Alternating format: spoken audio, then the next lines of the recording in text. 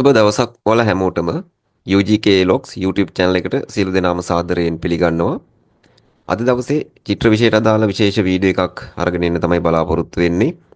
විශේෂයෙන්ම අපොස සාමාන්‍ය පෙළ විභාගයට පෙනී ඉන්න සිසු දරු දැරියන් වෙනුවෙන් තමයි මේ වීඩියෝ එක නිර්මාණය වෙන්නේ.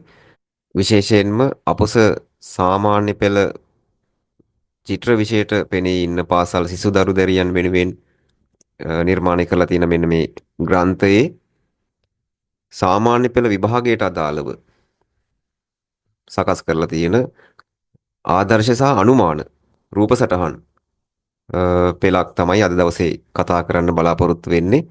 ඉතින් ඔයාලා අපේ channel එකට අලුත් කෙනෙක් නම් අපේ channel එක subscribe කරලා channel එකත් එක්ක දිගටම එකතු වෙන්න. මේ වෙනකොට චිත්‍ර විෂයට අදාළ බොහෝ දැනුම මේ channel එකේ share වෙලා තියෙනවා. විශේෂයෙන්ම තියරි දැනුම, කලා ඉතිහාසය සම්බන්ධ දැනුම, ඒ වගේම සාමාන්‍ය පෙළ උසස් පෙළ දෙවර්ගයටම බාහිර උපාධි වලට අදාළවත් මේකේ වීඩියෝ ඇතුළත් වෙලා තිනවා. ඒ වගේම ප්‍රායෝගික ඇඳීම සම්බන්ධ පැස්ටල් මාධ්‍ය, දියසායම් මාධ්‍යයට අදාළ වීඩියෝස් මේකේ ෂෙයා වෙලා තියෙනවා. ඉතින් මේ හැම දෙයක් පිළිබඳවම ඔයාලට දැනුම ලබා ගන්න පුළුවන් මේ channel එකත් එක්ක දිගටම එකතු වුණොත්. ඉදිරියටත් මේ වගේ විශේෂ වීඩියෝ අරගෙන එන්න බලාපොරොත්තු වෙනවා. හොඳයි, මෙතන ඉඳලා අපි කතා කරන්නේ අපේ සාමාන්‍ය පෙළ චිත්‍ර කලාව මෙවර විභාගයට අදාළව සහ ඉදිරි විභාගවලටත් මේක වැදගත් වෙයි. මෙවර විභාගයට අදාළව සකස් කරලා තියෙන ආදර්ශ සහ අනුමාන රූප සටහන් පෙළ විශේෂයෙන්ම චිත්‍ර කලාව ලියන පේපර් එකේ පළවෙනි පේපර් එකේ මුලින්ම ලබා දෙන රූප සටහන සහ අවසානයේ ලබා දෙන රූප සටහන පාදක කරගෙන තමයි මේ වීඩියෝ එකෙන් කතා කරන්න බලාපොරොත්තු වෙන්නේ. ඉතින් මේකේ විශේෂ අධ්‍යයනය සඳහා රූප සටහන් පෙළක් කියලා මම මේක දාලා තියෙනවා. එතකොට මේවා ඔයාලා හොඳට බලා ගන්න. බොහෝ විට මේවා වැදගත් වෙන්න පුළුවන්. මුලින්ම දක්වලා තියෙන රූප සටහන තමයි ගම්පොළ යුගයේ ලංකාතිලක විහාරය.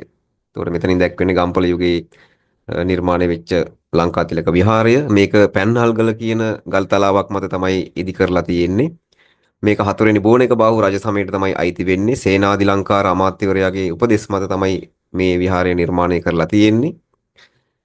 එතකොට මේකේ නිර්මාණ ශිල්පියා, ගෘහ නිර්මාණ ශිල්පියා වෙන්නේ ස්ථපතිරායර් කියන ශිල්පියා. එතකොට මෙන්න මේ වගේ මේ ලංකාතිලක විහාරය සම්බන්ධ මූලික කරුණු ටිකක් දැනුවත් වෙලා ඉන්න ඒ ප්‍රමාණවත්. ඊළඟට තියෙන රූප සටහන තමයි ගඩලාදෙණිය විහාරයේ බුදු පිළිමය. එතකොට මේ බුදු පිළිමය මහනුවර යුගයේ ප්‍රතිමා ලක්ෂණ තමයි පෙන්눔 කරන්නේ. මේ පිළිමේ ලක්ෂණ හැටියට ගත්තොත් විවෘත දෙනෙත් තරංග ආකාර රැලි සහිත චීවරයක් පොරවගෙන ඉන්නවා. ආධ්‍යාත්මික ගුණයට වඩා බාහිර ලක්ෂණ පෙන්눔 කරන්න තමයි උත්සාහ කරලා තියෙන්නේ. වැඩ ඉන්න ආසන ක්‍රමය, වීරාසන ක්‍රමය, මුද්‍රාව ධ්‍යාන මුද්‍රාව, හිසේ සිරස්පතක් දක්වලා තියෙනවා. ප්‍රතිමාව පිටිපස්සේ මකර තොරණක් දකින්න ලැබෙනවා. ඊළඟ රූප සටහන තමයි ලංකාතිලක විහාරයේ බුදු පිළිමය. මේ රූප සටහනින් දැක්වෙන්නේ. එතකොට මේකේ දෙනෙත් විවෘතව දක්වලා තියෙනවා. චීවරේ රැලි තරංග ආකාරව දක්වලා තියෙනවා. බුදුන් වහන්සේගේ ආධ්‍යාත්මික ගුණයට වඩා බාහිර ලක්ෂණ පෙන්වන්න උත්සාහ කරලා තියෙනවා. මේකෙමුත් මහනුවර යුගයේ ප්‍රතිමා ලක්ෂණ තමයි පෙන්눔 කෙරෙන්නේ. වැඩ ඉන්න ආසන ක්‍රමය, වීරාසන ක්‍රමය, මුද්‍රාව ධ්‍යාන මුද්‍රාව, හිස මත සිරස්පතක් මේ පිළිමේ දකින්න ලැබෙනවා. ප්‍රතිමාව පිටිපස්සේ මකර තොරණක් නිර්මාණය කරලා තියෙනවා. ඊළඟ රූප සටහනින් දැක්වෙන්නේ මහනුවර දළදා මාලිගාව. මේක දෙවන විමල ධර්මසූරිය රජතුමා විසින් තමයි ඉදි කරලා තියෙන්නේ. පත්තිරිප්පුව කියන ගොඩනැගිල්ල මේකේ විශේෂ ගොඩනැගිල්ලක් වෙනවා. අටපට්ටම් හැඩයෙන් යුක්තව නිර්මාණය කරලා තියෙන මේ පත්තිරිප්පුව නිර්මාණය කරලා තියෙන්නේ දේවේන්ද්‍ර මූලාචාරීන් කියන ගෘහ නිර්මාණ ශිල්පියා. දළදා මාලිගාවේ මහනුවර යුගයට අයිති බිතුසිතුවම් රාශියක් දකින්න පුළුවන්. මහනුවර යුගයට අයිති හොඳම සඳකඩ පාන හමු වෙන්නෙත් මේ දළදා මාලිගාවෙන්. ඊළඟ රූප සටහන් වලින් දැක්වෙන්නේ මෙතන මුලින්ම දැක්වෙන රූප සටහන තමයි දෙගල්දොරුව රජමහ විහාරය. ඒකට මේ රූප සටහන මේ විදිහට අඳුනගෙන අපිට ලියන්න පුළුවන් හිස්තැන් පුරවන කොටස් වලට එනවා පළවෙනි රූප සටහනේ. ඊළඟට මේක ලෙන් විහාර වර්ගයට තමයි අයිති වෙන්නේ. කීර්තිශ්‍රී රාජසිංහ රජතුමා විසින් තමයි මේක නිර්මාණය කරලා තියෙන්නේ. මහනුවර යුගයේ සිතුවම් හමු වෙන සුවිශේෂ විහාරස්ථානයක්. දෙවරගම්පල සිල්වත් යන කියන ස්වාමින් වහන්සේ තමයි මේකේ චිත්‍ර නිර්මාණය කරලා තියෙන්නේ. මේකේ තියෙන විශේෂම චිත්‍රය තමයි වෙස්සන්තර ජාතකය සහ සුතසෝම ජාතක කතා. ඒ වගේම ඇලියතු දන් දීම කියන විශේෂ චිත්‍රයක් මේකේ හම්බ වෙනවා වෙස්සන්තර ජාතකයේම එන. ඒ වගේම මාර පරාජය චිත්‍රය වියන්තලේ ඇඳලා තියෙන මාර පරාජය සිතුවමත් මේකේ සුවිශේෂ සමාජ ප්‍රකාශනයක් විදියට කතාවට ලක් වෙනවා. තුවක්කු වතින්ගත්තු මාරයින් ඒ චිත්‍රය දැක්වෙනවා. ඒක විශේෂයි. මේ විහාරයේ මහනුවර වියට අයිති සඳකඩ පහනක් හම්බ වෙනවා. ඊළඟ රූප සටහනේ දැක්වෙන්නේ දඹුලු විහාරය. දඹුලු රජමහා විහාරය කියලාත් කියනවා. වලගම්බා රජු නැත්නම් වට්ටගාමිනී අබේ රජු විසින් තමයි මේ විහාරය නිර්මාණය කරන්නේ. මේක ලෙන් 5කින් සමන්විත ලෙන් විහාර වර්ගයට අයිති විහාර සංකීර්ණයක්. මේකේ විශිෂ්ට සිතුවම් සහ මූර්ති රාශියක් හම්බ වෙනවා. මහනුවර යුගයට අයිති චිත්‍ර සහ සමහර ඒවා අනුරාධපුර යුගයට අයිති පැරණි චිත්‍ර කොටසත් හම්බ වෙනවා. මේ දඹුලු විහාරයේ බිතුසිතුවම් නිර්මාණය කරලා තියෙන නීලගම සිත්තර පරම්පරාවට අයිති ශිල්පීන් විසින් මේ විහාරය මධ්‍යම පළාතේ මාතලේ දිස්ත්‍රික්කයේ තමයි පිහිටලා තියෙන්නේ. ඊළඟ රූප සටහනේ දැක්වෙන්නේ කොළඹ රාජකීය විද්‍යාලයේ තියෙන උන්නත නිර්මාණය. තිස්ස රණසිංහ ශිල්පියා තමයි මේක නිර්මාණය කරන්නේ. මේකට වස්තු විෂය වෙලා තියෙන්නේ ලාංකීය නාට්‍ය කලා ඉතිහාසය. මේක ටෙරාකොටා මාධ්‍ය භාවිතයෙන් උන්නතව නිර්මාණය කරලා තියෙන බිතු කැටයමක්. ගණිකවාදී සහ වියුක්ත හැඩතල වලට අමතරව ශෛලීගත හැඩත් මේකට පාවිච්චි කරලා තියෙනවා. මීළඟ රූප සටහනින් දැක්වෙන්නේ පොත්ගුල් විහාර ප්‍රතිමාව පරාක්‍රමබාහු ප්‍රතිමාව හැටියටත් මේක හඳුන්වනවා. මේක ශෛලමය ප්‍රතිමාවක්. පොළොන්නරු යුගයට අයිති ප්‍රතිමාවක්. මේ ප්‍රතිමාව ත්‍රිභංග ඉරියව්වෙන් යුක්තයි. යටිකායට දෝතියක් වැනි ඇඳුමක් ඇඳගෙන ඉන්නවා. ඇඟට ඇලිච්ච ආකාරයේ දෑතේ දක්වලා තියෙන දේයින් රාජ්‍යත්වයේ සංකේතවත් වෙන බව තමයි කියවෙන්නේ. අත් දෙකේ දරාගෙන ඉන්න දේ. මේකෙන් පුලතිසි ඍෂිවරයා හෝ කපිල ඍෂිවරයා දැක්වෙන බවටත් මතයක් පවතිනවා. මීළඟ රූප සටහනින් දැක්වෙන්නේ සමාධි බුදු පිළිමය. මහමෙවුනා වේනේ පිටලා තියෙන මේ තියෙන සමාධි බුදු පිළිමය. එතකොට මේ බුදු පිළිමය ශෛලමය ප්‍රතිමාවක් කළුගල් මාධ්‍යයෙන් නිර්මාණය කරපු අනුරාධපුර යුගයට අයිති වෙන්නේ. මුද්‍රාව ධ්‍යාන මුද්‍රාවෙන් යුක්තයි. ආසන ක්‍රමය වීරාසන ක්‍රමයෙන් යුක්තයි. චීවරය ඒකාංශව පොරවලා තියෙන්නේ. රැලි දක්වලා නැහැ. ඇඟට ඇලිච්ච ස්වරූපයක් තමයි තියෙන්නේ සිවුරේ මේ විදිහට. මේකේ භාව ප්‍රකාශනය ගත්තාම මුහුණෙන් උපශාන්ත බව, මහා කරුණාව වගේ ආධ්‍යාත්මික ගුණ ප්‍රකාශනයන් හඳුනා ගන්න පුළුවන්. මේකේ ආభాෂය ඉන්දිය গুপ্ত කලා සම්ප්‍රදායේ ආభాෂය තමයි දකින්න ලැබෙන්නේ. ඊළඟ රූප සටහනේ දැක්වෙන්නේ තොලවිල බුදු පිළිමය. මේ තියෙන්නේ තොලවිල බුදු පිළිමය. ශිල්ප ක්‍රමය වෙන්නේ නෙලීමේ ශිල්ප ක්‍රමය. පූර්ණ උන්නතව කරපු ප්‍රතිමාවක්. මේ මාධ්‍ය ශෛලමය ප්‍රතිමාවක්. ශෛලමය මාධ්‍යයෙන් කරලා තියෙන්නේ අනුරාධපුර යුගයට අයිති වෙනවා. ධ්‍යාන මුද්‍රාවෙන් යුක්තයි. ආසන ක්‍රමයේ වීරාසන. සිවුර ඒකාංශව පොරවලා තියෙන. රැලි දක්වලා නැහැ මේකෙත්. ඇඟට ඇලිච්ච ස්වරූපයක් තියෙන්නේ. මුහුණෙන් උපශාන්ත බව ඒ වගේ ආධ්‍යාත්මික ගුණයන් තමයි පෙන්눔 කරන්නේ. গুপ্ත කලා සම්ප්‍රදායේ ආభాෂය පෙන්눔 කරනවා. මේ ප්‍රතිමාව දැනට කොළඹ කෞතුකාකාරයේ ප්‍රදර්ශනයට තියලා තියෙනවා. ඊළඟ රූප සටහනේ දැක්වෙන්නේ අවකන බුදු පිළිමය. මේක නෙලීමේ ශිල්ප ක්‍රමයට අධි උන්නතව නිර්මාණය කරපු ප්‍රතිමාවක්. ආබද්ධව නිර්මාණය කරපු ප්‍රතිමාවක්. ඒ කියන්නේ පර්වතයට සම්බන්ධ කරලා තමයි ප්‍රතිමාව තියෙන්නේ. මාධ්‍ය ගත්තාම මේක ශෛලමය ප්‍රතිමාවක්. මේක අනුරාධපුර යුගයට තමයි අයිති වෙන්නේ. මුද්‍රාව අභය මුද්‍රාව. ඉරියව්ව පద్මාසනයක් මත සමබංග ඉරියව්වෙන් තමයි වැඩ ඉන්නේ. පద్ම ආසනයක් මත සමබංග ඉරියව්වෙන් ඍජුව හිටගෙන ඉන්න ආකාරයකට නෙලලා තියෙන්නේ. චීවර ඒකාංශව පොරවලා තිනවා. රිද්මයානුකූල රැලි මේකේ මතු කරලා තිනවා. ඇඟට ඇලිච්ච සිවුරක් තමයි මේකෙත් තියෙන්නේ. මේකේ භාව ප්‍රකාශනය ගත්තොත් බුදුන් වහන්සේගේ තේජෝ බල පරාක්‍රමයේ මහා පුරුෂ ලක්ෂණ පෙන්눔 කරන ආකාරයට තමයි මේ මුහුණෙන් ඒ ඇඟීම් ප්‍රකාශනයන් දක්වලා තියෙන්නේ. ආభాෂය ගත්තාම ඉන්දිය අමරාවති කලා සම්ප්‍රදාය ආభాෂය තමයි පෙන්눔 කරන්නේ. උෂ්ණීෂය මත සිරස්පතක් මේකෙත් දක්වලා තියෙනවා. මීළඟ රූප සටහන බැලුවාම ඒ රූප සටහනේ දැක්වෙන්නේ පන්කුලිය බුදු පිළිමය. මේක නෙලීමේ ශිල්ප ක්‍රමයට පූර්ණ උන්නතව නිර්මාණය කරපු බුදු පිළිමයක්. මේක මාධ්‍ය වෙන්නේ ශෛලමය මාධ්‍ය, කළුගල් මාධ්‍ය. මේක අනුරාධපුර යුගයට අයිති වෙන ප්‍රතිමාවක්. මුද්‍රාව දකුණු අතින් ගත්තාම මේක දකුණු අතේ තියෙන්නේ විතර්ක මුද්‍රාව. ඒ වගේම වම් අතේ දැක්වෙනවා කටක හස්ත මුද්‍රාව. ඒ අත් දෙකේ මුද්‍රාව දෙකක් දකින්න ලැබෙනවා. ආසන ක්‍රමය වීරාසන ක්‍රමයෙන් යුක්තව වැඩ ඉන්නවා. චීවරය ඒකාංශව පොරවලා තින්නේ. ඇඟට ඇලිච්ච සිවුරක් විදිහට දක්වලා තිනවා. රැලි දක්වලා නැහැ සිවුරේ. භාව ප්‍රකාශනය ගත්තා මුහුණේ බුදුන් වහන්සේගේ මහා කරුණාව සහිත ආධ්‍යාත්මික ගුණ ප්‍රකාශනය පිළිඹු වෙනවා. මේකේ ආభాෂයත් ඉන්දිය গুপ্ত කලා සම්ප්‍රදාය ආభాෂය තමයි පෙන්눔 කරන්නේ. ඊළඟට කැටයම් ටිකක් මෙතන රූප සටහන වලින් දැක්වෙනවා. ඉසුරුමුණිය කැටයම්. මෙතන මුල්ම රූප සටහනේ තියෙන්නේ ඉසුරුමුණිය පෙම්වියෝල කැටයම. වම් පැත්තේ. එතකොට මේකේ ශිල්ප ක්‍රමය වෙන්නේ හතරස් ගල් පුවරුවක අර්ධ උන්නතව තමයි මේ කැටයම මතු කරලා තියෙන්නේ. මහාචාර්ය සෙනරත් පරණවිතානට අනුව මේකෙන් නිරූපණය වෙන්නේ සාලිය අශෝකමාලා කියලා තමයි කියවෙන්නේ. ඒ වගේම මේ කැටයම අනුරාධපුර යුගයට අයිති කැටයමක්. ඉන්දියාවේ গুপ্ত කලා සම්ප්‍රදායේ ආభాෂය තමයි මේ කැටයමෙන් පෙන්눔 කරන්නේ. මේ නිර්මාණය පිළිබඳව විවිධ මතවාද පවතිනවා. ශිව පාර්වතී කියලා එක මතයක් තියෙනවා. මංජුශ්‍රී බෝසතාණන්ගේ වේශයක් හැටියට සැලකෙනවා.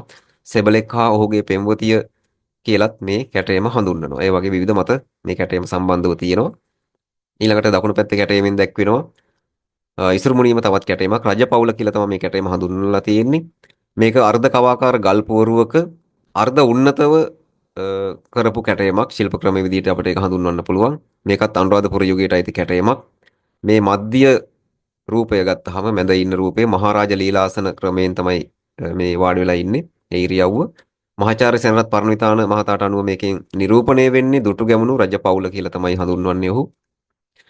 ඒ අනුව මේ කැටයම මධ්‍යයේ සිටින රූපය දුටු ගැමුණු රජතුමාගේ විය හැකි බව තමයි මත පළ වෙලා තියෙන්නේ.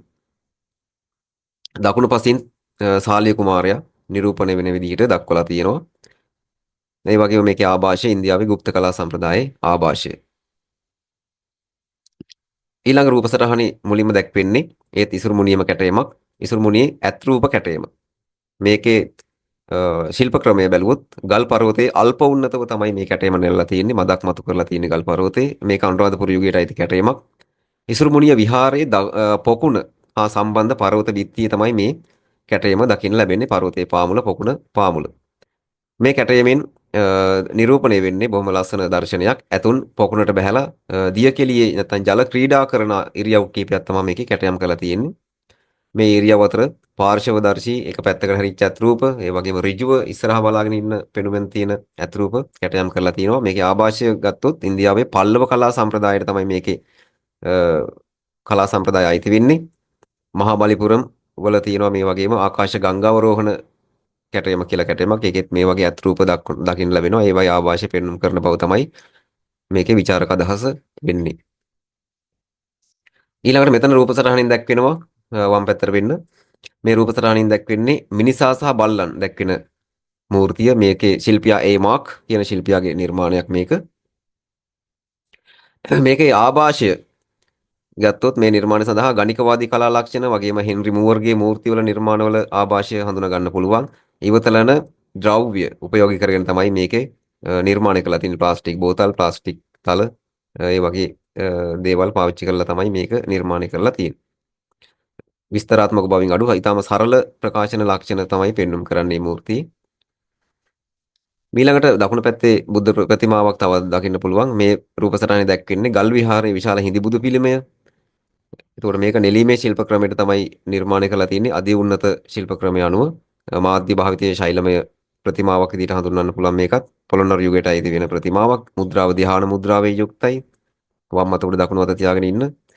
චීවර ඒකාංශව පොරවලා තියෙන ඒක උරයක් වැනි විදිහට සිවුර ඇඟට ඇලිච්ච ස්වරූපයක් තියෙනවා. හැබැයි මේකේ රැලි දක්වලා තියෙනවා. ඒ රැලි වල විශේෂත්වය තමයි ද්විත්ව රේඛා ආකාරයෙන් තමයි මේ රැලි දක්වලා තියෙන්නේ. සමාන්තර රේඛා යුගලයක් විදිහට. වැඩ ඉන්න ආසනය වජ්‍රාසනයක්. වජ්‍රාසනයක් උඩ තමයි වැඩ ඉන්නේ. ඒතොර මේකේ ආభాෂය මහායාන සංකල්පවල ආభాෂය තමයි පෙන්눔 කරන්නේ මේ පිළිමේ. මහායාන ලක්ෂණ පෙන්눔 කරනවා. මේක අයිති වෙන සියවස ක්‍රිස්තු වර්ෂ 12 වෙනි සියවස. ඊළඟ බුදු පිළිමය මේකත් ගල් විහාරයේම බුදු පිළිමයක්. ගල් විහාරයේ විද්‍යාධර ගුහාවේ බුද්ධ ප්‍රතිමාව තමයි දැක්වෙන්නේ. මේක නෙලිමේ ශිල්ප ක්‍රමයට අධි උන්නතව නිර්මාණය කරපු බුදු පිළිමයක්. මාධ්‍ය ගත්තාම මේක ශෛලමය ප්‍රතිමාවක්. මේකත් පොළොන්නරු යුගයට අයිති ප්‍රතිමාවක්. ක්‍රිස්තු වර්ෂ 12 වෙනි සියවසට අයිති වෙන්නේ. මුද්‍රාව ධ්‍යාන මුද්‍රාව මේකේ දැක්වෙනවා. ආසන ක්‍රමය වීරාසන ක්‍රමයේ යුක්තයි. චීවර ඒකාංශව පොරවලා තියෙන්නේ. දිත්ව රේඛා රැලි මේකේ දක්වලා තියෙනවා. ඇඟට ඇලිච්ච සිවුරක් තමයි මේකෙත් පේන්න තියෙන්නේ. වැඩ ඉන්න ආසනය වජ්‍රාසනයක් මත වැඩ ඉන්න ආකාරය දක්වලා තියෙන්නේ. මේකේ ආభాෂය මහායාන සංකල්පවල ආభాෂය පෙන්눔 කරනවා. ප්‍රතිමාව පිටුපස තොරණක් දකින්න ලැබෙනවා. මේකේ හිසට ඉහළින් ඡත්‍රයක් කැටයම් කරලා තිනවා. ඒක ඉතාමත් විශේෂ අවස්ථාවක්, විශේෂ ලක්ෂණයක්. ප්‍රතිමාවට ඉහළින් දක්වලා තියෙන මේ රූප කීපයක් තියෙනවා. ඒවා බ්‍රහ්ම සහ විෂ්ණු රූප හැටියට තමයි සැලකෙන්නේ. ගල් සිවිලිමේ බිත්තිවල මේකේ බිතුසිතුවම් නිර්මාණය කරලා තිබිලා තියෙනවා බ්‍රහ්ම ඇතුළු දෙවිවරුන්ගේ රූප. ඊළඟට ගල් විහාරයේ හිටි බුදු පිළිමය මත ભેදවලට ලක් වෙච්ච බුදු පිළිමයක් මේක මේ රූප සටහනේ දැක්වෙන්නේ ගල් විහාරයේ හිටි බුද්ධ ප්‍රතිමාව. එතකොට මේකේ ශිල්ප ක්‍රමයක් වෙන්නේ නෙලීමේ ශිල්ප ක්‍රමයට අධි උන්නතව නිර්මාණය කරපු බුදු පිළිමයක් ගල් පර්වතයට සම්බන්ධයි ආබද්ධ ප්‍රතිමාවක්. එතකොට මේකේ අ, කාලය වකවානුව ගත්තාම සියවස ගත්තාම පොළොන්නරු යුගයට අයිති ක්‍රිස්තු වර්ෂ 12 වෙනි සියවසට තමයි මේක අයිති වෙන්නේ. මුද්‍රාව පරදුක්ඛ දුක්ඛිත මුද්‍රාව හැටියට සලකනවා. මේක පරණවිතාන මහතා තමයි මේ මුද්‍රාව නම් කරලා තියෙන්නේ. අත් දෙක පපුවේ බැඳගෙන ඉන්න ආකාරයට කතිර ආකාරව. ඒකට කියනවා පරදුක්ඛ දුක්ඛිත මුද්‍රාව කියලා. ඒකට වැඩ ඉන්න ආසනය පద్මාසනයක් මත පద్ම පීඨයක් මත වැඩ ඉන්න ආකාරය තමයි නෙළුම් මලක් උඩ වැඩ ඉන්න ආකාරය තමයි නිර්මාණය කරලා තියෙන්නේ. සිවුර ඒකාංශව පොරවලා තියෙනවා. දිත්ව රේඛා රැලි මේ සිවුරෙත් දක්වලා තියෙනවා. ඇඟට ඇලිච්ච ලක්ෂණ තියෙන්නේ. ඉරියව්ව තිවංක නැත්තම් ත්‍රිභංග ඉරියව්වේ යුක්තයි. එක පාදයකට බර දීලා සැහැල්ලු අනිත් පාදේ තබාගෙන ඉන්නවා. බෙල්ලෙන් නැවිලා තියෙනවා, ඉනෙන් නැවිලා තියෙනවා, දණිසෙන් නැවිලා තියෙනවා. මේ විදිහට තුන් ආකාරව නැවිලා තියෙන ඉරියව්ව ත්‍රිභංග ඉරියව්ව නැත්තම් තිවංක ඉරියව්ව කියලා හඳුන්වනවා. කාලයක් මේක ආනන්ද හිමියන්ගේ පිළිමය කියලා සැලකුණා. පස්සේ කාලේ මේක බුදු පිළිමයක් කියලා පිළිගැනීමට ලක් වෙලා තියෙනවා. ඊළඟට මේ දකුණු පැත්තේ කෙළවරේ තියෙන බුදු පිළිමය, සැතපෙන බුදු පිළිමය, ගල් විහාරයේ සැතපෙන බුද්ධ ප්‍රතිමාව තමයි දැක්වෙන්නේ. මේකත් නෙළීමේ ශිල්ප ක්‍රමයට අධි උන්නතව නිර්මාණය කරපු බුදු පිළිමයක්, මාධ්‍ය ශෛලමය මාධ්‍ය නිර්මාණය කරපු ප්‍රතිමාවක්, පොළොන්නරු යුගයට අයිති ප්‍රතිමාවක්, ක්‍රිස්තු වර්ෂ 12 වෙනි සියවසට අයිති වෙන්නේ. චීවර ඒකාංශව පොරවලා තියෙන්නේ, දිත්ත රේඛා රැලි සහිතව තමයි ඒකෙත් සිවුර දක්වලා තියෙන්නේ, ඇඟට ඇලිච්ච ස්වරූපයෙන්. මේක ඉරියව්ව වෙන්නේ බුදුන් වහන්සේ සැතපෙන ඉරියව්ව, සිංහ සෙයියාවෙන් දකුණු ඇලයට බර වෙලා සැතපෙන ඉරියව්ව තමයි මේකේ දැක්වෙන්නේ. ප්‍රතිමාවේ ශීර්ෂය සහිත කොට්ටය එබිලා තියෙන ආකාරය ඊ타මත්ම තාත්විකව මේකේ දක්වලා තියෙනවා. පිරිනිවන් මංචකය කියලත් මේක සමහර අය හඳුන්වනවා. ඊළඟට Hindu ලෝකඩ ප්‍රතිමා කීපයක් මෙතන සාකච්ඡා වෙනවා. මුලින්ම තියෙන්නේ ශිව දෙවියන්ගේ පතිනිය වෙච්ච පාර්වතී දෙවඟන දැක්වෙන ප්‍රතිමාවක් තමයි මෙතනින් නිරූපණය වෙන්නේ. එතකොට මේ ප්‍රතිමාව පර්වතයෙන් උපන් නිසා පාර්වතී හැටියටත් මෙයා හඳුන්වනවා. ශිව ශක්ති ශිව කාමසුන්දරි හැටියටත් මේ ප්‍රතිමා හඳුන්වනවා. ශිල්ප ක්‍රමය ලෝහ වාස්තු කිරීමේ ශිල්ප ක්‍රමයට තමයි මේක නිර්මාණය කරලා තියෙන්නේ. මාධ්‍ය ලෝකඩ මාධ්‍යයෙන් කරපු ප්‍රතිමාවක්. යුගය පොළොන්නරු යුගය. සියවස ක්‍රිස්තු වර්ෂ 12 වෙනි සියවසට තමයි අයිති වෙන්නේ. මුද්‍රාව ගත්තොත් දකුණු අතේ කටක හස්ත මුද්‍රාව දැක්වෙනවා. වම් අතේ ලෝල හස්ත මුද්‍රාව දැක්වෙන බව තමයි කියවෙන්නේ. වම් අත පල්ලෙහාට දාගෙන ඉන්න ඉරියව්ව.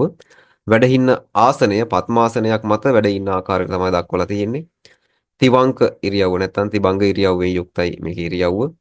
වර්තමානයේ මේක පොළොන්නරු කෞතුකාගාරයේ ප්‍රදර්ශනයට තියලා තිනවා. පොළොන්නරු අංක 5 ශිව දේවාලයෙන් හොයාගත්ත නිර්මාණයක්. මේ රූප සටහනේ දැක්වෙන්නේ ශිව පාර්වතී දෙවියන්ගේ වැඩිමහල් පුත්‍රයා ගණ දෙවියන්ගේ ප්‍රතිමාව තමයි මේකේ දැක්වෙන්නේ. ශිල්ප ක්‍රමය ලෝහ වාස්තු කිරීමේ ශිල්ප ක්‍රමය. මේකත් ලෝකඩ ප්‍රතිමාවක්. යුගය පොළොන්නරු යුගය 12 වෙනි සියවසට අයිති වෙනවා. මේ ප්‍රතිමාවේ අත් හතරක් දක්වලා තියෙනවා. පිටිපස්සේ දකුණු අතින් කෙටේරියක් දැක්වෙනවා. ඒ වගේම පිටිපස්සේ වම අතින් අක්ෂරමාලාවක්. ඉදිරිපස දකුණු අතින් බිඳුණු දලයක්. ඉදිරිපස වම අතින් අඹ ගෙඩියක්. ওই විදිහට තමයි මේ සංකේත දරාගෙන ඉන්නේ.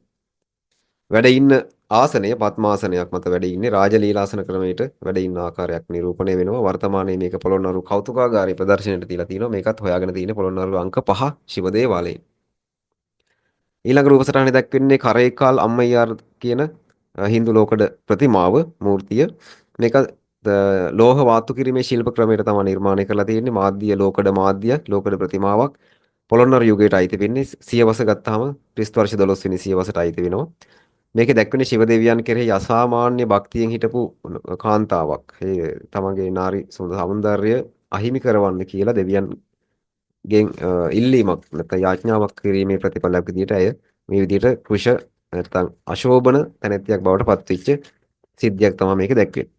වර්තමානයේ මේක පොළොන්නරු කෞතුකාගාරයේ ප්‍රදර්ශනයට තියලා තිනවා. මේකත් පොළොන්නරු අංක 5 ශිව දේවාලයෙන් හොයාගත්ත නිර්මාණයක්. ඊළඟ මූර්තියත් Hindu ලෝකඩ ප්‍රතිමාවක්. මේකේ දැක්වෙන්නේ සුන්දර මූර්ති ස්වාමි කියන ප්‍රතිමාව ලෝහ ඝනවාතු ශිල්ප ක්‍රමයට නිර්මාණය කරපු ප්‍රතිමාවක්.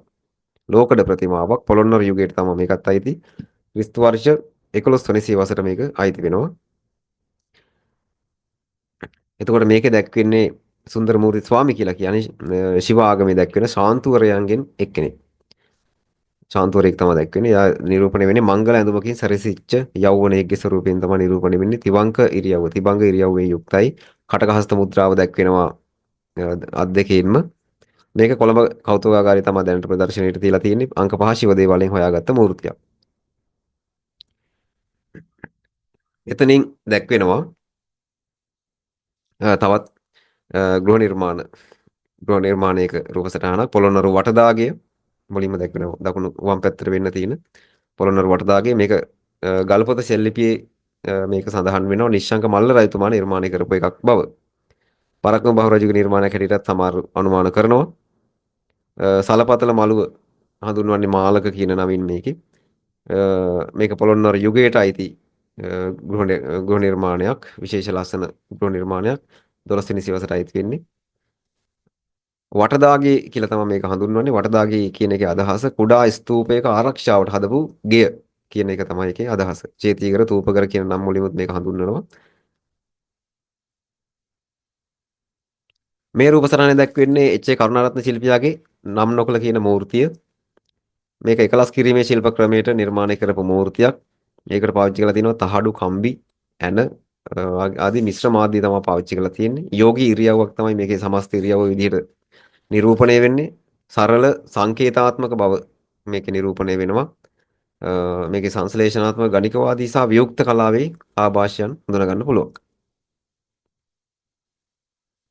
මේ රූප සටහනින් දැක්වෙන්නේ ශිව දේවාලංක 1 කොටනැගිල්ල.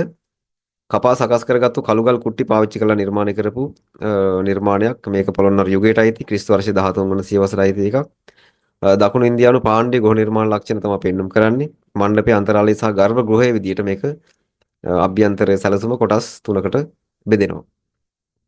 ඒ ගල් බිත්ති මත බොරදම් විමාන ලක්ෂණ දකින්න පුළුවන්. ශිඛරය ගඩොලින් නිර්මාණය කරලා තියෙන්නේ නැති කියලා විශ්වාස කරනවා. ශිව දෙවියන් ඇදහිීම සඳහා නිර්මාණය කරපු ලෝකඩ මූර්ති රාශියකුත් හොයාගෙන තියෙනවා. මේ රූප සටහනේ දැක්වෙන්නේ සාංචි ස්තූපය. අශෝක අධිරාජ්‍ය විසින් තමයි මේක නිර්මාණය වෙන්නේ. බුබ්බුලාකාර හැඩයෙන් යුක්ත නිර්මාණයක්. එතකොට මේ චෛත්‍ය වටා තියෙන ප්‍රදක්ෂිනා පතය හඳුන්වනවා මේදිය කියලා. ස්තූපයේ මුදුනේ තියෙන්නේ හතරස් ගරාදි වැට. ඒක හර්මිකාව කියලා හඳුන්වනවා. ලංකාවේ නම් ඒක හතරස් කොටුව කියලා කියනවා. එතකොට මේ කොටසේ ලංකාවේ ස්තූප වල හතරස් කොටුව කියලා තමයි හඳුන්වන්නේ. හර්මිකාව මැද යූපය යෂ්ටිය කියලා ගල් කණුවක් නිර්මාණය කරලා තියෙනවා. ඒ යූපය මුදුනේ පැතලි වෘත්තාකාර ගල් පුවරු තුනක් නිර්මාණය වෙනවා. එතකොට ඒවා ඡත්‍ර හැටියට හඳුන්වනවා. ඊළඟ රූප සටහනින් දැක්වෙන්නේ සාරනාත් බුදු පිළිමය. මේක ගුප්ත යුගයේ නිර්මාණය වෙච්ච බුදු පිළිමයක්. ඉන්දියාවේ සාරනාත් ප්‍රදේශයෙන් තමයි හොයාගෙන තියෙන්නේ. චුනාර් කියන ගල් විශේෂයකින් තමයි මේ ප්‍රතිමාව නිර්මාණය කරලා තියෙන්නේ. මේකේ ආසන ක්‍රමය පద్මාසන ක්‍රමයට වැඩ ඉන්නවා. ධම්මචක්ක මුද්‍රාව තමයි අත්වලින් නිරූපණය වෙන්නේ ධම්මචක්ක මුද්‍රාව. බරණැස ඉසිපතන මිගදායේ බුදුන් වහන්සේ පස්වග තවුසන්ට ප්‍රථම ධර්ම දේශනාව පවත්වපු ආකාරය තමයි මේ මුද්‍රාවෙන් කියවෙන්නේ. පිළිමේ හිස පිටුපස්සේ අලංකාර ප්‍රභා මණ්ඩලයක් කැටයම් කරලා තිනවා. දේවතා රූප දෙපැත්තෙන් දක්වලා තිනවා. ඒ වගේම පිළිමේ මකර සහ අශ්ව රූප කැටයම් කරලා තිනවා. දෙපස මුහුණෙන් උපශාන්ත බව මහා කරුණාව වගේ ආධ්‍යාත්මික ගුණාංගයන් පෙන්눔 කරනවා. දෙවුර වැසෙන විදිහට තමයි මේකේ සිවුර පොරවලා තියෙන්නේ. ඇඟට ඇලිච්ච චීවරයක් গুপ্ত සම්ප්‍රදායට අයිති රැලි දක්වලා නැහැ. සාරනාත් කෞතුකාගාරයේ මේක දැනට ප්‍රදර්ශනයට තියලා තියෙනවා. ඒතකොට මේ රූප සටහනේ දැක්වෙන්නේ තිසරණ සිංහ ශිල්පියාගේ දුෂ්කර ක්‍රියාව මූර්තිය. අභ්‍යන්තර හැඟීම් සහිත යථාර්ථවාදී ශෛලියකින් නිර්මාණය කරපු මේක ප්‍රතිමාවක්. මේ මූර්තිය සිදුවත් බෝසතුන් දුෂ්කර ක්‍රියාව කරන ආකාරය තමයි නිරූපණය වෙන්නේ. ඒ දුෂ්කර ක්‍රියාවේ ප්‍රතිඵලයක් විදිහට ශරීරයටත් වූ ඉරණම පෙන්눔 කරනවා. එතකොට මේකේ වියුක්තවාදී ආభాෂයන් අපිට හඳුනා ගන්න පුළුවන්.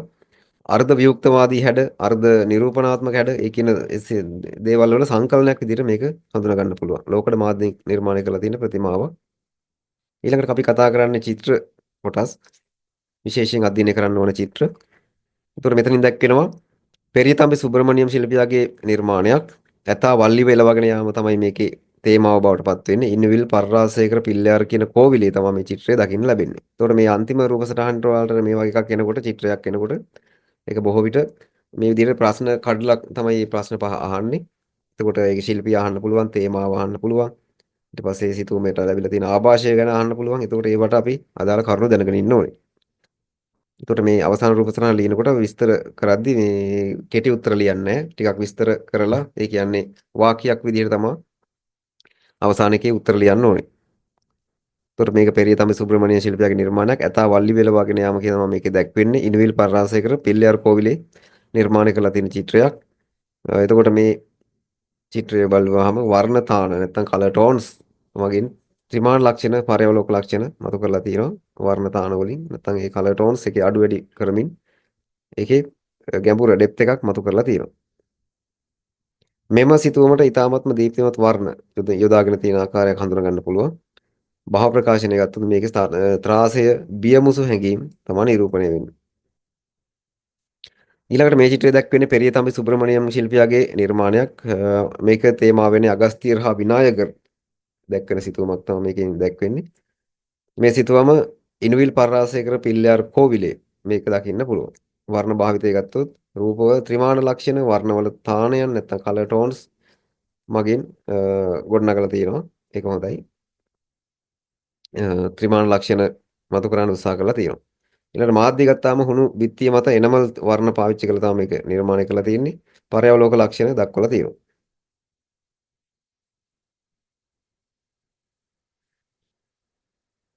ඊළඟ රූප සටහනේ මුලින්ම තියෙන්නේ මෙන්න මේ ඒ.සී.ජී. සමරසේකර ශිල්පියාගේ නිර්මාණයක්. යකදුරාගේ දියණිය කියලා තමයි මේක නම් කරන්නේ. කියරස්කූරෝ කියන වර්ණ කිරීමේ ශිල්ප ක්‍රමයට තමයි මේක වර්ණ කරලා තියෙන්නේ. වර්ණවල සියුම් ලක්ෂණ මතු කරමින් පැහැයන් මතු කරමින් ඒකේ කැරක්ටර් එක ඒකේ නියම ස්වභාවය මතු කිරීම.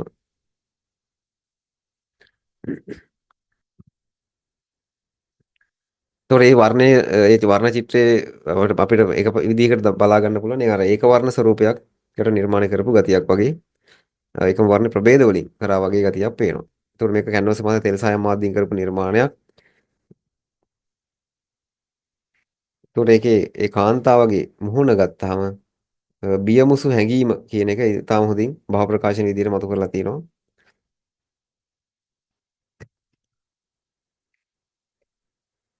මේකේ සංරචනය ගත්තොත් පෙරබිම, මැදබිම සහ පසුබිම මත රූප හැඩතල සම්පින්නනය කරලා තියෙන ආකාරය දකින්න පුළුවන්. මෙතනින් දැක්වෙන ඒ.සී. අමරසේකර ශිල්පියාගේම තවත් නිර්මාණයක් විරැකියාව නැත්නම් වඩුවාගේ ගෙදර කියලා මේක හඳුන්වනවා. කියරස්කූරෝ කියන වර්ණ කිරීමේ ශිල්ප ක්‍රමයට තමයි ත්‍රිමාණ ලක්ෂණ මතු කරලා තියෙන්නේ. ඒක මේකටත් පාවිච්චි කරලා තියෙන වර්ණමාලාව සම්භාව්‍ය වර්ණමාලාවක්. එතකොට මේකෙත් මාධ්‍ය කැන්වසේ මත තෙල් සායම් මාධ්‍යයෙන් තමයි මේ චිත්‍රය නිර්මාණය කරලා තියෙන්නේ. මේකේ බහු ප්‍රකාශනය බැලුවොත් ඒ අර වඩු ගෙදර තියෙන දරිද්‍රතාවය කියන එක තමයි මොහොන වලින් මනාව පෙන්වන්න කරන්න උත්සාහ කරලා තියෙන්නේ. පෙරබිම, මැදබිම සහ පසුබිම මත හැඩතල සම්පින්නනය කරලා තියෙනවා දකින්න පුළුවන්. ඊළඟ චිත්‍රයෙන් දැක්වෙන්නේ ශිල්පියා වෙන්නේ ස්ටැන්ලි අබේසිංහ ශිල්පියාගේ නිර්මාණයක්. කුඹල් හල තමයි මේකේ තේමාව බවට පත් වෙලා තියෙන්නේ. මැටි භාජන විකුණුම් හලක් තමයි සහ ඒකේ ඉන්න යුවලක් තමයි මේකේ දැක්වෙන්නේ. මේකේ මේ මානව හැඟීම් වඩා තීව්‍ර විදිහට මතු කරලා තියෙන ආකාරයක් හඳුනා ගන්න පුළුවන්. ඒකට මේකේ මාධ්‍ය ගත්තාම කැන්වස් මත තෙල් සායම් මාධ්‍ය නිර්මාණය කරලා තියෙන්නේ.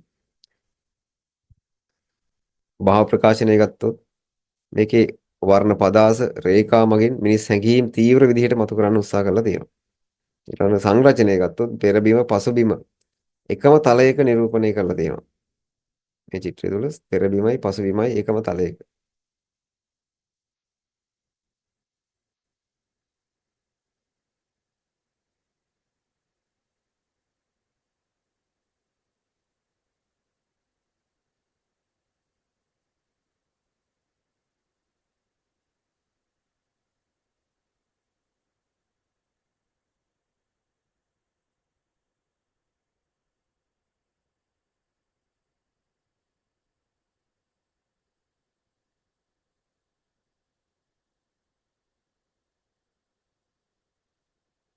මේ චිත්‍රයෙන් දැක්වෙන්නේ ස්ටැන්ලි අබේසිංහ ශිල්පියාගේ නිර්මාණයක්. කුඹල් හල කියලා තමයි මේක හඳුන්වන්නේ. මැටි භාජන විකුණුම් හලක් තමයි මේකට තේමා වෙලා තියෙන්නේ. ඒකේ ඉන්න යුවලක් අඳුරු සහ ආලෝකමත් වර්ණ විසංගතව යෙදීමක් මේකේ හඳුනා ගන්න පුළුවන්. කැන්වස් මත තෙල් සායම් මාධ්‍යයෙන් කරපු චිත්‍රයක්. වර්ණ පදාස සහ රේඛා මගින් මේ මිනිස් හැඟීම් තීව්‍රව මතු කරලා තිනවා. පෙරබිම සහ පසුබිම එකම තලයක නිරූපණය කරලා තියෙනවා. සාම්ප්‍රදායික කලාවේ ශෛලීගත හැඩ පශ්චාත් උපසිතිවාදී, ගණිකවාදී, ප්‍රකාශනවාදී කලාවන්ගේ ආభాෂයන් හඳුනා ගන්න පුළුවන්.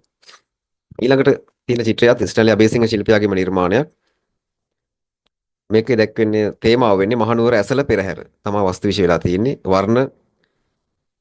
වර්ණ භාවිතය ගත්තහම මේකේ අඳුරු සහ ආලෝකමත් වර්ණයන් වර්ණ පදාස වගින් තමයි නිරූපණය කරලා තියෙන්නේ. මේකේ භාව ප්‍රකාශනය බැලුවොත් රාත්‍රී පෙරහැරක තියෙන චමත්කාරය තමයි පෙන්눔 කරන්න උත්සාහ කරලා තියෙන්නේ. එකම තලයක රූප සම්පින්නනය කරලා තියෙනවා සංරචනය. ශෛලීගත හැඩ පශ්චාත්තුපසිතවාදී ප්‍රකාශනවාදී ගණිකවාදී කලාවන්ගේ ආభాෂයන් හඳුනා ගන්න පුළුවන්. මෙතන දැක්වෙන්නේ දේසායම් චිත්‍ර දෙකක්. ජී.එස්. ප්‍රනාන්දු ශිල්පියාගේ නිර්මාණයක්. මේ වම් පැත්තේ මුලින්ම තියෙන්නේ. උළු පෝරණෝ කියලා තමයි මේක නම් කරලා තියෙන්නේ. යුරෝපීය ස්වභාවිකවාදී ශෛලීය ලක්ෂණ තමයි පෙන්වන්න කරන්නේ. කඩදාසි මත දේසායම් මාධ්‍යයෙන් කරපු නිර්මාණයක්. දීප්තිමත් වර්ණමාලාවක් ත්‍රිමාණ ලක්ෂණ සහිතව දේසායම් පදාස ක්‍රමයට අනුව දක්වලා තියෙනවා. පෙරබිම මැදබිම සහ පසුබිම මත රූප පිහිටවලා චිත්‍රයේ ගැඹුර පර්යාවලෝක ලක්ෂණ නිරූපණය කරලා තියෙනවා. එතකොට මේ නිර්මාණය සදා ස්වභාවිකවාදී ශෛලීය ලක්ෂණ යුරෝපීය භූමි දර්ශන චිත්‍රවල ආభాෂය හඳුනා ගන්න පුළුවන්. මේකත් දැනට කොළඹ කෞතුකාගාරයේ මේක දැනට කොළඹ ජාතික කලා භවනයේ ප්‍රදර්ශනයට තියලා තියෙනවා. මෙතනින් දැක්වෙන්නේ ජී.එස්. ප්‍රනාන්දු ශිල්පියාගේ නිර්මාණයක්. ගඩලාදිනිය කියලා තමයි මේ චිත්‍රය හඳුන්වන්නේ. ගඩලාදිනියේ තියෙන විජයෝත්පාය ගොඩනැගිල්ලේ රූප සටහනක්. එතකොට මේක කඩදාසි මත දේසායම් මාධ්‍යයෙන් නිර්මාණය කරපු නිර්මාණයක්. එතකොට වර්ණ භාවිතය ගත්තොත් දීප්තිමත් වර්ණමාලාවක් ත්‍රිමාණ ලක්ෂණ මතුවෙන විදිහට පාවිච්චි කරලා තියෙනවා. ඒ ත්‍රිමාණ ලක්ෂණ සහිතව දක්වලා තියෙනවා. දේසායම් පදාස ක්‍රමයට තමයි මේක දක්වන්නේ. මේකේ සංරචනය බැලුවාම පෙරබිම මැදබිම සහ පසුබිම මත රූප පිහිටුලා ගැඹුර පර්යාවලෝක ලක්ෂණ නිරූපණය කරන්න උත්සාහ කළා තියෙනවා.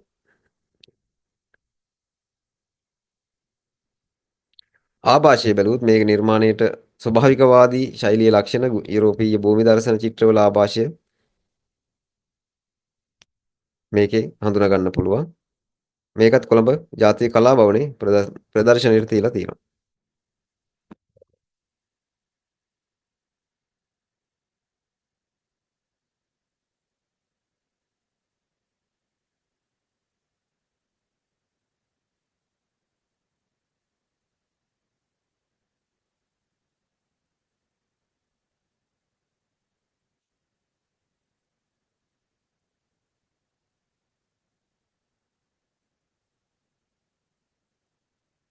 ඒතර මේ නිර්මාණයෙන් දැක්වෙන්නේ කේ කනක සභාපති ශිල්පියාගේ කියවන ළමයා කියන චිත්‍රය කැන්වස් මත තෙල් සායම් මාධ්‍යයෙන් කරපු නිර්මාණයක්. කොළ වර්ණය සහ ඒ ප්‍රභේද සමග දුඹුරු වර්ණ භාවිතාව හඳුනා ගන්න පුළුවන්. මේකේ පසුබිම ගත්තොත් එකිනෙකට වෙනස් හැඩ සහ විවිධ දිශානතින් සහිතව රේඛා පාවිච්චි කරලා තියෙනවා. ඒක වර්ණ පසුබිමක් මත සංවිධානය කරලා තියෙන්නේ. ශෛලීගත ලක්ෂණ මේකේ ආభాෂය බලමු. ශෛලීගත ලක්ෂණ ගණිකවාදී කලා ශෛලීය ලක්ෂණ ආభాෂය වෙලා තියෙනවා. ළමයාගේ රූපය බොහෝ විට ශෛලීගත හැඩ වලින් තමයි නිරූපණය වෙන්නේ. මෙතන දැක්වෙන්නේ කේ කනක සභාපති ශිල්පියාගේ නිර්මාණයක්. කුකුල් පොරේ කියලා තමයි මේ චිත්‍රය තේමාව හඳුන්වන්නේ. කැන්වස් මත තෙල් සායම් මාධ්‍යයෙන් නිර්මාණය කරපු චිත්‍රයක්. දුඹුරු වර්ණය ප්‍රමුඛ වර්ණය විදිහට පාවිච්චි කරලා තමයි මේකේ හැඩතල මතු කරලා තියෙන්නේ. ඒක වර්ණ ස්වභාවයක් පෙන්වන්න කරනවා. ජ්‍යාමිතික හැඩ සහ විවිධ දිශානතින්ට විහිදිච්ච රේඛා සහිත පසුබිමක් අපට පසුබිම හඳුනා ගන්න පුළුවන්. ආభాෂය ගණිකවාදී කලා ශෛලීය ලක්ෂණ පෙන්වන්න කරනවා. මේ ශිල්පියා වෙන්නේ මේ නිර්මාණයේ ඒමාක් කියන ශිල්පියා. කාලිදාසගේ සකුන්තලා කාව්‍යයේ ප්‍රධාන චරිතයක් වෙන සකුන්තලා තමයි මේකට තේමාව විදිහට අරන් තියෙන්නේ වස්තු විෂය. එතකොට මේකේ මාධ්‍ය පැස්ටල් මාධ්‍යින් නිර්මාණය කරලා තියෙන්නේ. වර්ණ භාවිතය බැලුව චිත්‍රයේ පසුබිම සඳහා යොදාගෙන තියෙන වර්ණය තලයේ පුරාම විහිදලා යන හැටියට තමයි වර්ණ ගන්නලා තියෙන්නේ. ගණිකවාදී හැඩ සහ ලාපැහැති පැතලි වර්ණ පාවිච්චි කරලා තියෙනවා. දිමාන කලා ලක්ෂණ වලින් යුක්තව තමයි ආලේප කරලා තියෙන්නේ. එතකොට මේකේ රූපේ වටා ඝන රේඛාකරණයක් පාවිච්චි කරලා තියෙන ආකාරය දකින්න පුළුවන්. ත්‍රිමාන ලක්ෂණ පෙන්වන කරන විදිහට. පසුබිම බැලුවොත් වර්ණ තලය පුරාම විහිදලා යන හැටියට තමයි වර්ණ කරලා තියෙන්නේ. වර්ණය තලය පුරා විහිදලා යන විදිහට. ආభాෂය ගණිකවාදී කලා ආభాෂය. එතකොට මේකේ සකුන්තලාගේ අභ්‍යන්තර භාවමය හැඟීම් ප්‍රකාශ කිරීමට උත්සාහ කරලා තියෙන ආකාරයක් මේකේ පාවිච්චි කරලා තියෙන වර්ණ රේඛා හැඩ වලින් හඳුනා ගන්න පුළුවන්.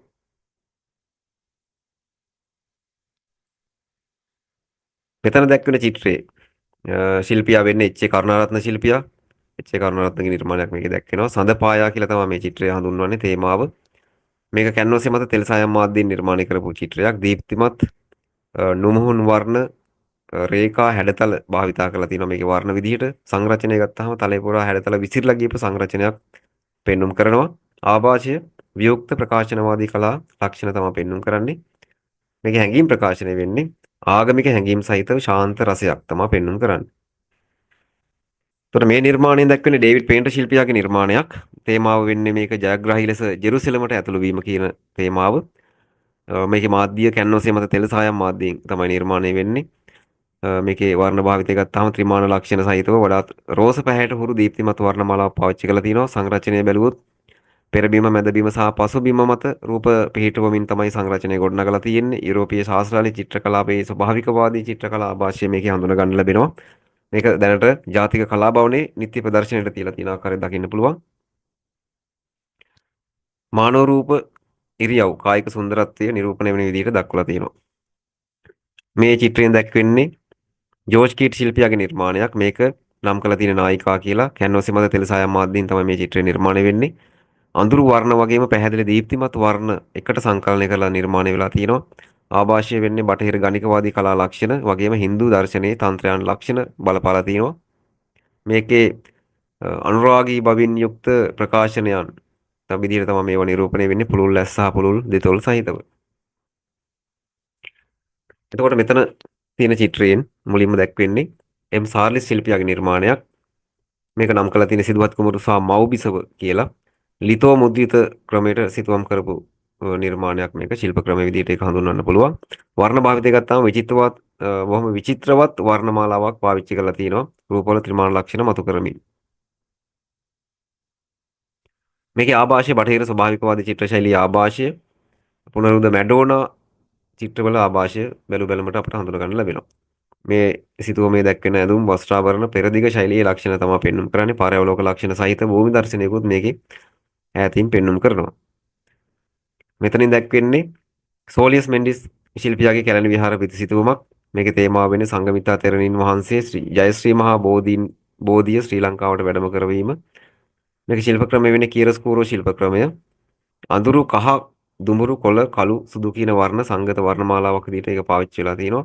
ආభాෂය පෙරදිග චිත්‍ර ශෛලී ආభాෂය තමයි මේකේ පෙන්වුම් කරන්නේ. මේකෙන් මේ සිතුවමෙන් දැක්වෙන්නේ රුවල් නැව ඉතාමත් විස්තරාත්මක හැඩතල සහිතව රේඛාව පාවිච්චි කරලා නිරූපණය කරලා තියෙනවා. මෙතනින් දැක්වෙන්නේ මයිකල් ඇන්ජලෝ ශිල්පියාගේ චිත්‍රයක්. මේක සිතුවමක්. මේකේ තේමාව වෙන්නේ ආදම් මැවීම කියන තේමාව. ශිල්ප ක්‍රමය වෙන්නේ ප්‍රෙස්කෝ බෝනෝ ශිල්ප ක්‍රමය නැත්නම් ප්‍රෙස්කෝ ක්‍රමය කියලාත් කියනවා. ඒ විදිහට වර්ණ කරපු චිත්‍රයක්. වර්ණ භාවිතය ගත්තාම දීප්තිමත් සම්භාව්‍ය වර්ණමාලාවක් පාවිච්චි කරලා තියෙනවා මේකට. දෙවියන් වහන්සේගේ රූපය සාමාන්‍ය මිනිස් රූපයක ස්වරූපයට නිර්මාණය කරලා තියෙන එක මේක විශේෂයි. මේකේ දෙවියන් වහන්සේ මහලු ස්වරූපයකින් පෙන්වු කරනවා ආදම්ගේ රූපය තාරුණ්‍යයෙන් යුක්තව දක්වලා තියෙනවා. මූර්තිමය ලක්ෂණ ශක්ති සම්පන්න බව, ජව සම්පන්න බව ඒ ලක්ෂණ මේකේ චිත්‍රයටත් එකතු වෙලා තියෙනවා. රෝමේ සිස්ටයින් දෙව්මෙදුරේ තමයි මේ චිත්‍රය දකින්න ලැබෙන්නේ. ඊළඟට මේ යටම තියෙන චිත්‍රය මයිකල් ඇන්ජලෝගේම නිර්මාණයක් අන්තිම විනිශ්චය කියලා තමයි මේ චිත්‍රය හඳුන්වන්නේ. ප්‍රෙස්කෝ බෝනෝ ශිල්ප ක්‍රමයට නිර්මාණය කරපු වර්ණ කරපු චිත්‍රයක්. මේක ලෝකයේ තියෙන විශාලම ප්‍රෙස්කෝ චිත්‍රය කියලා හඳුන්වනවා. වර්ණ භාවිතය ගත්තාම දීප්තිමත් සම්භාව්‍ය වර්ණමාලාවක් පාවිච්චි කරලා තියෙනවා මේකට. මේ චිත්‍රය තුළ ස්වර්ගය, මනුලෝක නැත්නම් මනුෂ්‍ය ලෝකය සහ පරලෝක කියන කොටස් තුන තමයි සංකේතාත්මකව නිරූපණය කරලා තියෙන්නේ. ස්වභාවික සහ තාත්වික ශෛලීය ලක්ෂණ සහිතව නිර්මාණය කරලා තියෙන චිත්‍රයක්. රෝමේ සිස්ටයින් දෙව්මෙදුරේ අල්තාරේ පිටිපස බිත්තියේ තමයි මේ චිත්‍රය දකින්න ලැබෙන්නේ.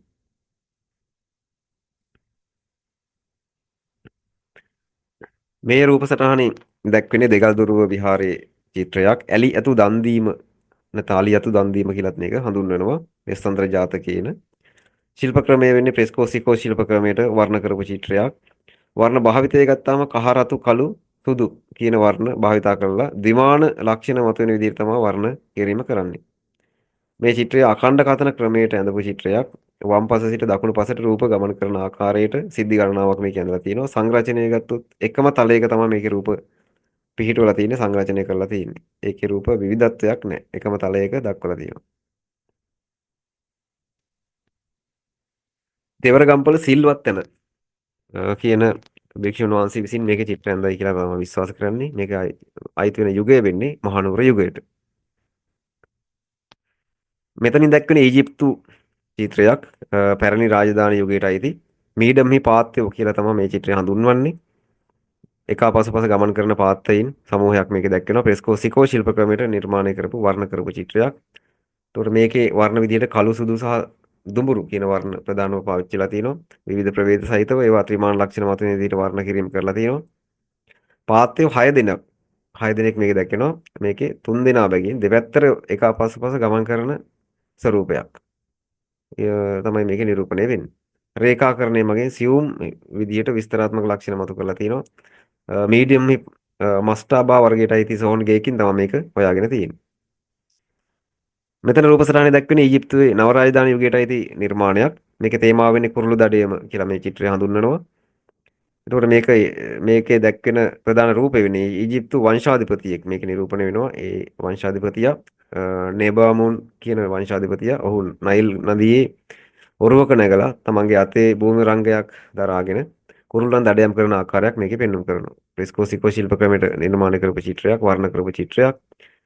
එතකොට වර්ණ ගත්තාම කළු සුදු ඒ වගේම කළු සුදු රතු කහ අඳුරු කහ ඒ වගේ වර්ණ පාවිච්චි කරලා තියෙනවා. සංරචනය ගත්තාම එකම තලයක රූප සංරචනය කරලා තියෙන්නේ. රේඛාකරණය මගින් සියුම් ලෙස විස්තරාත්මක ලක්ෂණ මතු කරනවා.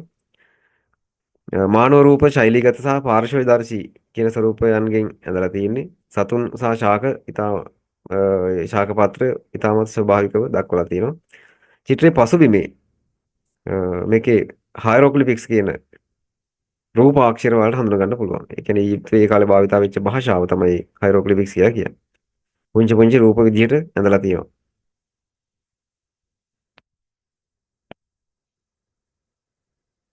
මේක තීප්ස් වල නෙබමුන් කියන සොහොන් ගැබෙන් තමයි හොයාගෙන තියෙන්නේ. දැනට මේක ලන්ඩන් කෞතුකාගාරය විතාන්නේ ලන්ඩන් වල තියෙන විතානේ කෞතුකාගාරය තමයි ප්‍රදර්ශනයට තියලා තියෙන්නේ.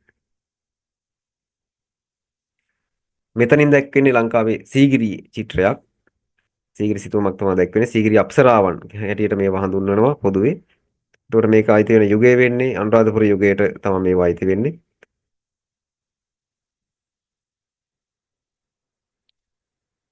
එතකොට මේකේ ශිල්ප ක්‍රමය මේ සිතුවම් ඇතැම් අය විශ්වාස කරනවා වියලි බදාමයේ මත ප්‍රෙස්කෝ සිකෝ ක්‍රමයට ඇඳපු බව. ඒ වගේම සමහර අය විශ්වාස කරනවා තෙත බදාමයේ මත ප්‍රෙස්කෝ බෝනෝ ශිල්ප ක්‍රමයට ඇඳලා තිබුණ බව. මේ වගේ මතභේදයක් මේක සම්බන්ධව පවතිනවා. වර්ණ භාවිතය ගත්තම කහ ගුරු රතු කොළ නිල් කළු ආදී වර්ණ ඒ කියන වර්ණ යොදා ගනිමින් තමයි ත්‍රිමාණ ලක්ෂණ මතුවෙන විදිහට වර්ණ කරලා තියෙන්නේ. සීගිරි චිත්‍ර ශ්‍රී ලංකාවේ සම්භාව්‍ය කලා සම්ප්‍රදායට තමයි මේවා අයිති වෙන්නේ.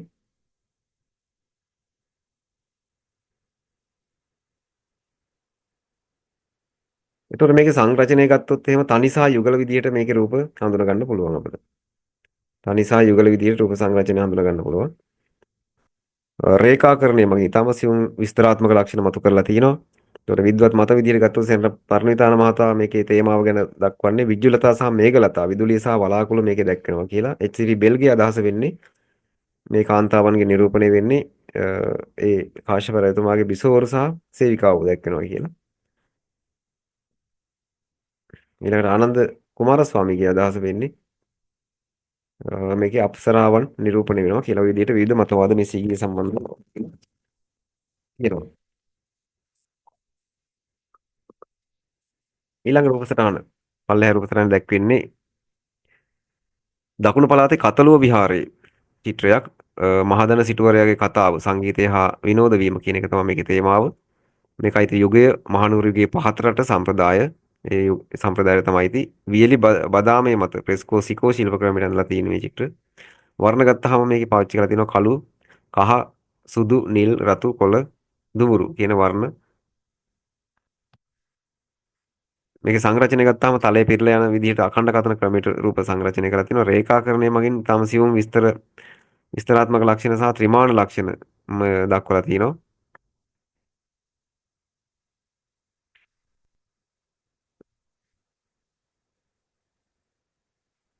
ආభాෂය ගත්තොත් මේකේ ගොඩනැගිලි ඇඳුම් පැළඳුම් ගෘහ භාණ්ඩ බටහිර ලක්ෂණ තමයි පෙන්වුම් කරන්නේ. පසුබිම සඳහා කහ කළු දුඹුරු කියන වර්ණ පාවිච්චි කරලා තියෙනවා.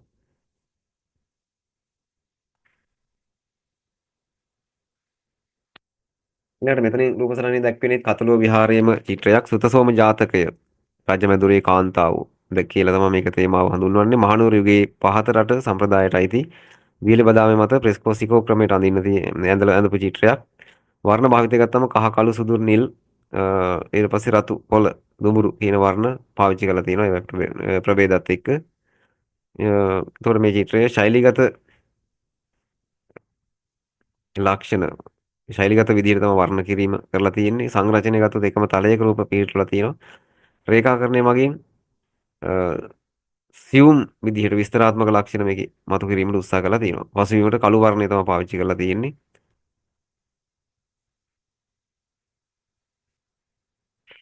එතකොට මේකේ දැක්වෙන ඉන්දියාවේ අජන්තා ලෙන් චිත්‍රයක් 17 දරන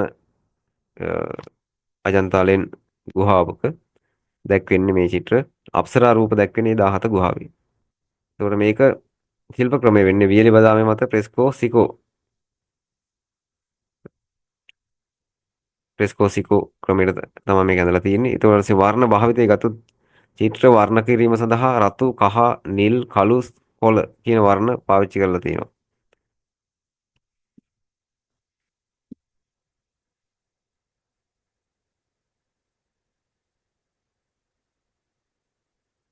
එතකොට මේකේ වර්ණ භාවිතය ওই විදිහට අපිට හඳුනා ගන්න පුළුවන්. ඒ වගේම මේකේ සංරචනය ගත්තාම තලය පුරාම රූප සංරචනය කරලා තියෙනවා. රේඛාකරණය මගින් සියුම් විස්තරාත්මක ලක්ෂණ මතු කරනවා.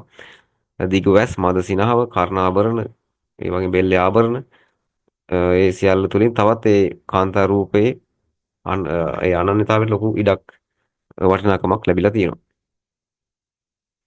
ත්‍රිමාණ ලක්ෂණ පෙන්වීමට සියුම් විදිහට වර්ණ ප්‍රභේද පාවිච්චි කරලා තියෙනවා. මුහුණෙන් භාව ප්‍රකාශනයන් නිරූපණය වෙනවා. මේ දැක්වෙන්නේ ඉන්දියාව අජන්තා ලෙන් චිත්‍රයක්. තවත් ප්‍රසිද්ධ ලෙන් චිත්‍රයක්. අංක 1 දරණ ලෙනේ තමයි මේක හම්බෙන්නේ. පద్මපාණි බෝසත්රුව තමයි මේක දැක්වෙනවා කියලා විශ්වාස කරන්නේ. ඊට අමතරව තව වෙනත් මතවාදයක් තියෙනවා මේකේ. සෙනරත් පරණිතාන මහතා මේකේ වෙනම මතයක් දරනවා. ඒ වගේම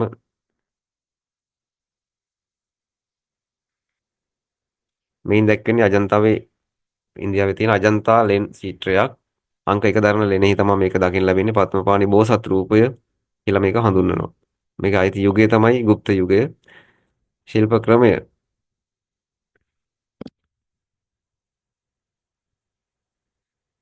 මේකේ ශිල්ප ක්‍රමය ගත්තොත් මේ චිත්‍රය වීලි බදාමේ මත පෙස්කෝසිකෝ ශිල්ප ක්‍රමයට තමයි ඇඳලා තියෙන්නේ. වර්ණ භාවිතය බැලුවහම පద్මපාණි බෝසත් රූපය දීප්තිමත් කහ පාටකින් මතු කරලා තියෙනවා. අනෙකුත් චරිත හැඩ අඳුරු වර්ණ සහිත පසුබිමකින් තමයි මතු කරලා තියෙන්නේ. බෝසත් රූපය පෙරබිමට අරගෙන සංරචනය කරලා තියෙනවා. රේඛාකරණය මගින් තා සියුම් විස්තර මතු කරලා තියෙනවා. ත්‍රිභංග හැඩයෙන් යුක්තව තමයි බෝසත් රූපය දක්වලා තියෙන්නේ. විවිධ මානව සහ සත්ත්ව රූප මේකේ පසුබිමට පාවිච්චි කරලා තියෙනවා. මෙතන දැක්කන ඉන්දියාවේ අජන්තා ලෙන් සිතුවමක් තවත් ලෙන් සිතුවමක් අංක 17 දරන ලෙනෙන් තමයි මේක හොයාගෙන තියෙන්නේ. බුදුන් වහන්සේ කිඹුලත්පුරයට වැඩම කිරීම තමයි මේකෙන් නිරූපණය වෙන්නේ. මේකයි ති යුගයේ গুপ্ত යුගය. ශිල්ප ක්‍රමය තමයි වියලි බදාමේ මත පෙස්කෝසිකෝ ශිල්ප ක්‍රමය. ඒතර වර්ණ භාවිතය ගත්තම අඳුරු කහ, දුඹුරු, රතු, කළු කියන වර්ණ පාවිච්චි කරලා තියෙනවා මේකේ. ඒ වගේම සංරචනය ගත්තම බුදුන් වහන්සේගේ රූපය පෙරබිමට අරගෙන සංරචනය කරලා තියෙනවා. රේඛාකරණය මගින් සියුම් ලෙස විස්තරාත්මක ලක්ෂණ මතු කරලා තියෙනවා. අනෙකුත් රූප වලට සාපේක්ෂව බුද්ධ රූපය විශාලව ඇඳලා තියෙන එක මේකේ විශේෂ ලක්ෂණයක්. පරයවලෝක ලක්ෂණ සහිතව මේ චිත්‍රය නිර්මාණය කරන්න උත්සාහ කළ තියෙන ආකාරයක් දකින්න පුළුවන්. එතකොට මෙතනින් තියෙන්නේ තවත් චිත්‍ර කීපයක්. මේ තමයි හොඳයි. මෙතනින් එතකොට මේ රූප සටහන් පිළිබඳ විස්තර කිරීම අවසන් වෙනවා. එතකොට මීට අමතරව ඔයාලට මේ ග්‍රන්ථය මිලදී ගත්තොත් ඔයාලට මේ රූප සටහන් විස්තරත් එක්ක මේකේ තවත් වැදගත් කරුණු ප්‍රසාරූප සටහන් අධ්‍යයනය කරන්න පුළුවන් දැනුම ලබා ගන්න පුළුවන්. ඒතකොට මෙතනින් එහාට තියෙනවා වාර වශයෙන් බෙදලා මේකේ දක්වලා තියෙනවා විභාගයට අවශ්‍ය 10 සහ 11 ශ්‍රේණි වලට අදාළ සියලුම රූප සටහන් වාර අනුව වෙන් වශයෙන් මේ විදිහට දක්වලා තියෙනවා. ඒතකොට ඒ ටිකත් වැදගත් වෙයි. ඒ වගේම මේකේ පාරිභාෂිත වචන මාලාවකුත් ඇතුළත් කරලා තියෙනවා. එතකොට මේ විස්තර වලට අමතරව ගත්තාම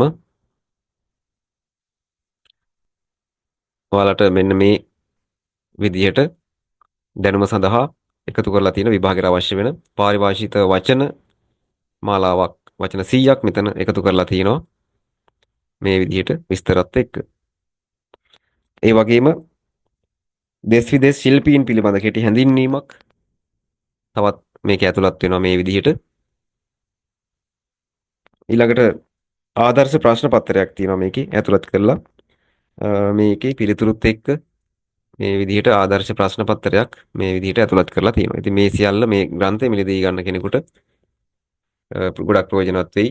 මේ මෙවර විභාගයට වගේම ඉදිරි විභාගවලටත් වාර විභාගවලටත් ගුරුවරුන්ට වගේම සිසුන්ටයි දෙපිරිසටම වැදගත් වෙන විදිහට තමයි මේක නිර්මාණය කරලා තියෙන්නේ. ඉතින් අවශ්‍ය කෙනෙකුට මම මේකේ විස්තර දාන්නම්. ඒ ටෙලිෆෝන් නම්බර්ස් දාන්නම්. අවශ්‍ය කෙනෙකුට කතා කරලා මේ පොත ගෙදරටම ගෙන්වා ගැනීමේ හැකියාව තියෙනවා. එහෙමනම් අද වීඩියෝ එක මෙතනින් අවසන් කරනවා. ඔයාලා මේ කරපු වීඩියෝ එක මුල ඉඳලා අග දක්වා හොඳට බලා ගන්න, අධ්‍යයනය කරන්න. මේ වැදගත් වෙයි කියලා හිතනවා නම් මේ වීඩියෝ එක තව කෙනෙකුට බලන්න ෂෙයා කරන්න. ඔයාලගේ අදහස් කමෙන්ට් කරන්න. ඒ වගේම වීඩියෝ එකට කැමති නම් ලයික් කරන්න. ඉදිරියේදීත් මේ වගේම විශේෂ වීඩියෝ වලින් ඔයාලව හමු වෙන්නම්. එහෙමනම් සුබ දවසක් ඔයාලා හැමෝටම.